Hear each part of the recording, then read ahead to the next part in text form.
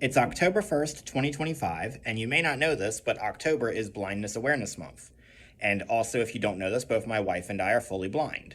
So, my question for you today is this: is your church blind friendly? If a blind person were to come into your church tomorrow, would they be able to worship the risen Lord right alongside you? Let's go over just a couple of pieces of practical advice that you should be doing to make sure that a blind person could come into your church and become a member, become part of your congregation, and worship Jesus Christ with you. All right, first piece of advice is Braille signs. These are essential. All right, let me say it very clearly. We blind people, we want Braille signs. We need Braille signs. Every room in your building should have a Braille sign, whether it's your chapel, your fellowship hall, your bathrooms, especially your bathrooms.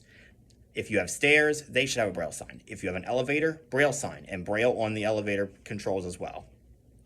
And speaking of your stairs, there's a few things you should know about us. First off, yes, blind people can take the stairs, but not all of them do.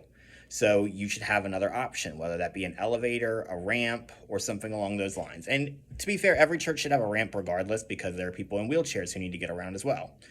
But if you are going to have stairs, which I prefer to take the stairs, if you do have stairs, then you should have something to indicate that we are getting near the stairs, whether it's some type of tactile change on the floor, or something, just something to let us know that we're getting near the stairs so that we don't fall or trip or hurt ourselves.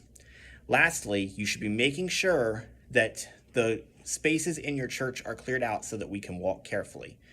So if something's meant to be a path, make sure it's a path. Don't let people in the congregation leave things lying in the way or anything along those lines. We blind people want to come in and we want to worship as well, but we need accessibility. So there are other things you can be doing to make sure your building is accessible, not just for us, but for people who are deaf or handicapped or any other number of things. But specifically speaking from a blind person's perspective, these are some changes you need to make for your building. I'll be back tomorrow with another video discussing some practical changes you should be making for worship. So make these changes and let's worship Jesus Christ together.